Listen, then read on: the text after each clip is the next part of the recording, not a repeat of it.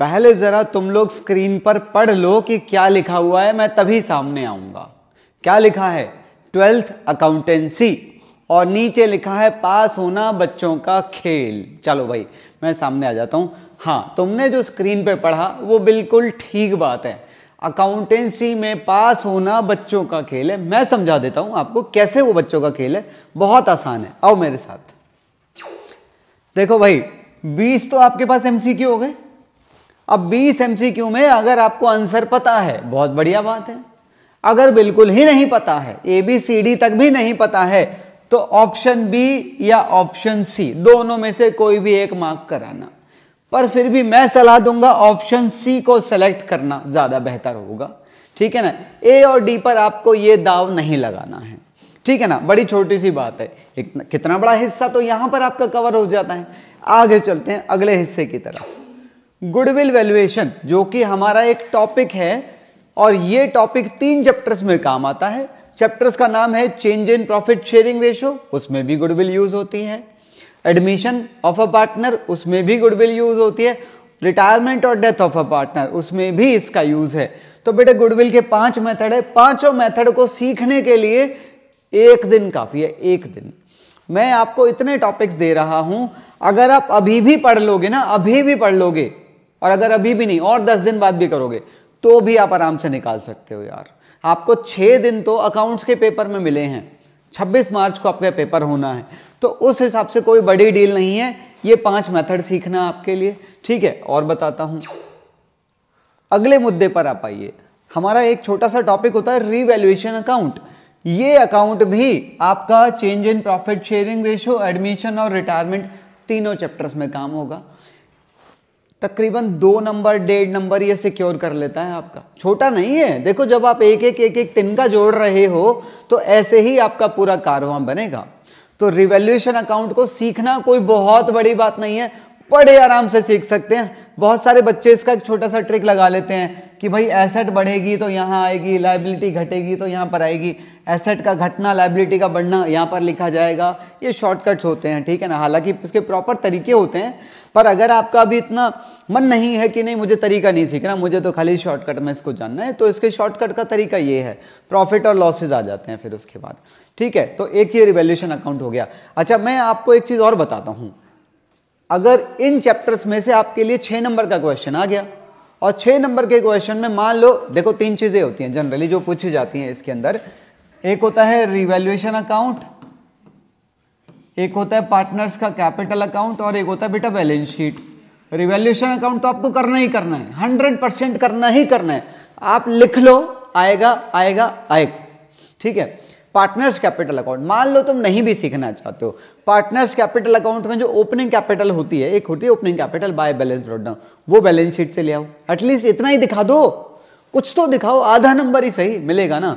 Balance sheet, जो balance sheet वो तुम्हें क्वेश्चन में देगा ना, उसी बैलेंस शीट को चेपाओ। मैं कह रहा हूं कुछ भी मत करो, उसी बैलेंस शीट को चेपाओ, क्योंकि बैलेंस शीट के, पुरानी बैलेंस शीट के कुछ आइटम ऐसे होते हैं जो as it is balance sheet में चले जाते हैं, पर नई बैलेंस शीट के अंदर। तो मान लो अगर 2 आइटम भी ऐसे हैं जो एज इट इज हैं, तो उनके ही नंबर सही मिले कि नहीं मिले, फ्री के ही तो हैं भाई, कौन सी बड़ी बात हुई। तो ये हुआ रिवैल्यूएशन के बारे में। आगे बताता हूं, हमारा एक चैप्टर है डिसोल्यूशन ऑफ पार्टनरशिप फॉर्म, उसके अंदर एक हमारा छोटा सा अकाउंट होता है रियलाइजेशन अकाउंट। ये अकाउंट मैं 99.9% श्योर हूं आएगा आएगा आएगा आएगा, पक्का आएगा पेपर में, आप मान के चलो, ठीक है। नीचे वाले ये अकाउंट नहीं भी आएंगे, पर ये जरूर आएगा आपको, ठीक है ना। तो भाई इसको सीखने में कौन सी बड़ी बात है। अगर नहीं सीखने का मन है तो लर्न कर लो भैया, लर्न करना है आपको, खुद देखना होगा थोड़ा सा कौन सा आइटम कहां जा रहा है। एक सिंगल शीट लो, उस पर लिख लो कौन सा आइटम कहां पर नजर आता है, एक पूरी लिस्ट सी बन जाएगी, बस एक बार रीड करके चले जाना, और क्या कर सकते हैं। इश्यू ऑफ शेयर सबसे बड़ा चैप्टर है हमारे सिलेबस का, सबसे ज्यादा इसी चैप्टर में से आता है। तो ये बेटा इसके अंदर हमारी 8 कॉमन एंट्रीज होती हैं, 2 एप्लीकेशन की, 2 अलॉटमेंट की, 2 फर्स्ट कॉल की और 2 सेकंड कॉल की।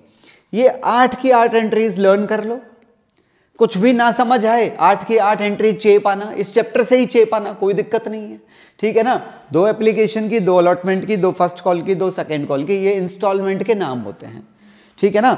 ये मैं क्यों बता रहा हूं, पिछले 1 महीने के अंदर मेरे पास इतने मैसेजेस आए हैं, सीरियसली मैं आपको बता रहा हूं, व्हाट्सएप पे, इंस्टाग्राम पे, यूट्यूब पे ढेर सारे मैसेजेस रिसीव हुए हैं, सर प्लीज इंपॉर्टेंट क्वेश्चन बता दो, इंपॉर्टेंट क्वेश्चन बता दो। बेटा एक बात बता रहा हूं, छोटी सी बात है, समझ लेना। इंपॉर्टेंट क्वेश्चन का कोई सिस्टम नहीं होता, इंपॉर्टेंट टॉपिक्स का सिस्टम होता है। अगर आप टॉपिक्स का एक बाउंड्री है, अगर आपने वो बाउंड्री कवर कर ली तो अंदर की सारी छोटी छोटी चीजें अपने आप कवर अप हो जाएंगी, ठीक है ना। तो इंपॉर्टेंट टॉपिक्स पे ध्यान दो, इंपॉर्टेंट क्वेश्चन उसके अंदर अपने आप ही आ गए, क्योंकि जो टॉपिक है उसी में से तो क्वेश्चन आएगा ना। तो टॉपिक पे ध्यान दो, लिमिटेड टॉपिक्स बता रहा हूं मैं, सारे करने के लिए नहीं, तो जितने मैं कह रहा हूं आप इतने तो एटलीस्ट कर लेना यार, ठीक है ना। तो ये 8 एंट्रीज हैं इश्यू ऑफ शेयर की, 8 एंट्रीज लर्न कर लेना, बहुत सारा काम चल जाएगा। और वही 8 एंट्री हमारा अगला चैप्टर है इश्यू ऑफ डिबेंचर। देखो 2 एप्लीकेशन की, 2 अलॉटमेंट की, 2 फर्स्ट कॉल की, 2 सेकंड कॉल की, ठीक है ना। तो हमारा ये वही 8 की 8 एंट्रीज यहां पर भी यूज हो जाती हैं। तो डिबेंचर का भी क्वेश्चन आए तो वही एंट्रीज शेप आना। आपको पता है सिर्फ यहां पर एक शब्द चेंज हो जाता है, जैसे पिछले में यहां पर क्या शब्द यूज होता है, शेयर, तो डिबेंचर के चैप्टर में बस यहां पर क्या लग जाता है, 12% या फिर जो भी परसेंट क्वेश्चन में दी होती है वो परसेंटेज डिबेंचर, ये वर्ड रिप्लेस हो जाता है, एंट्रीज सेम रहती है। तो कौन सी बड़ी बात है, 2 अलग अलग चैप्टर हैं, दोनों मिलाकर भैया 24 नंबर के हैं। मजाक है क्या, 24 नंबर सिक्योर करना, अगर आपको मन करे तो पूरा कवर कर लो, नहीं है तो एटलीस्ट इतना तो कर लेना, है ना। कुछ बच्चों का टारगेट हो रहा, नहीं मुझे ना बहुत अच्छे नंबर नहीं चाहिए, मुझे तो सिर्फ पासिंग लाइन को ऐसे छू के आ जाना है, बस मेरा काम चल जाएगा। हाँ ठीक है, सबके अपनी अपनी प्रायोरिटीज, अपने अपने टारगेट्स होते हैं, तो आप अपने टारगेट्स के हिसाब से चलो भाई, कोई दिक्कत नहीं है, प्लानिंग होती है हर व्यक्ति की अपनी अपनी। फिर बेटा एक हमारा चैप्टर है comparative statements, comparative statement of profit and loss और एक कंपैरेटिव बैलेंस शीट। ये दोनों बनते हैं नॉर्मल P&L और बैलेंस शीट के बेस पर। अगर आपने ये दोनों सीख लिए तो उसके बाद ये दोनों बनाना कोई बड़ी बात नहीं है। आप खुद देख सकते हैं स्क्रीन पे जो यहां लिखा हुआ है एज इट इज यहां पर लिखा हुआ है, और ये क्वेश्चन हमें दे देता है, इसके बेस पर हमें ये बनाना है, ले इसके बेस पर हमें ये बनाना होगा। इसमें सिर्फ हमें क्या करना है, करंट ईयर प्रीवियस ईयर, इसमें यहां प्रीवियस ईयर यहां करंट ईयर, फिर इनको कंपेयर करना है, कंपेयर करके यहां पर अमाउंट निकाल दो, कौन बढ़ गया है कौन घट गया है, कौन सी बड़ी बात है। उसके अगली कॉलम में उसका परसेंटेज बताना होता है कि परसेंटेज में कितना बढ़ा है या कितना घटा है। तो क्या है इसके अंदर, कौन नहीं कर सकता इसे। अगर किसी बच्चे को 10वीं तक का थोड़ा बहुत मैथ भी आता है तो वो बच्चा भी कर लेता है यार, इसके अंदर प्लस माइनस ही तो है, प्लस माइनस करना है बस, और क्या करना है, ठीक है ना। तो ये है हमारा comparative statement of profit and loss. और सेम एक और टॉपिक हमारा होता है common size statement of profit and loss. इन दोनों के बेस पर ही ये दोनों बनाए जाते हैं। हो सकता है क्वेश्चन सिर्फ एक पूछ ले या फिर ये वाला पूछ ले, दोनों नहीं पूछतेगा एक साथ, ठीक है ना। तो बेटा बिल्कुल सेम थीम पे ये वाला बनता है। फिर हमारा एक चैप्टर आता है लास्ट में cash flow statement. Cash flow statement में हमारी 3 एक्टिविटीज होती हैं, ऑपरेटिंग, इन्वेस्टिंग और फाइनेंसिंग। मैं कह रहा हूं 99.99% इसके भी चांसेस हैं आएगा आएगा आएगा, पक्का आएगा, क्योंकि पिछले 10 साल से आ रहा है। मैंने इसके ऊपर पहले भी एक छोटा सा वीडियो डाला था, एक शॉर्ट डाला था, उसके अंदर भी मैंने बताया था कि पिछले 10 साल में इसी में से आया है और इसी में से आएगा जिंदगी भर पूरा, क्योंकि चैप्टर के अंदर कुछ है ही नहीं उसके अलावा। तो क्या है इसके अंदर, लर्न कर लेना भाई। नहीं है मन समझने का तो कोई नहीं, अंदर की लाइनों को लर्न कर लो, ठीक है ना। तो ये बेटा कैश फ्लो का हमारा चैप्टर है। वैसे इसमें से जो आता है वो 6 नंबर का होता है, ठीक है ना। तो ये तो सब चीजें आपने कवर कर ली पेपर के अंदर, पर पेपर के अंदर तो बाकी चैप्टर्स का भी आएगा। उनमें जो जानकारी हो ना तुम्हारे पास, जो जानकारी हो, ऐसा तो नहीं है बिल्कुल ही नहीं आता होगा, बिल्कुल ही नहीं आता होगा, कुछ तो आता ही होगा ना। तो जितना आता हो ना उसे लिखाना, बस ध्यान रखना एक छोटी सी बात, जितना आता हो ना साफ साफ करके लिखना। जितना गंदा लिखोगे उतने ज्यादा नंबर नीचे जाएंगे। अगर आप करके ही मान लो 40 नंबर का आ रहे हो, समझ रहे हो ना मेरी बात को, तो फिर मार्जिन नहीं है ना। तो 40 नंबर का भी अगर कर रहे हो तो बिल्कुल नीट एंड क्लीन लिखा हो कि मार्जिन वो काटे ना, वो तुम्हें पास करने के लिए ही सोचे एग्जामिनर, ठीक है ना। तो बस ये छोटी छोटी कुछ टॉपिक्स थे जो मैंने अभी आपको बताए, तो बस इन टॉपिक्स का तो एटलीस्ट ख्याल कर लेना, पास आराम से हो जाओगे, ठीक है। तो ठीक है, मैं इस तरह की जानकारी आपके लिए और लाता रहूँगा।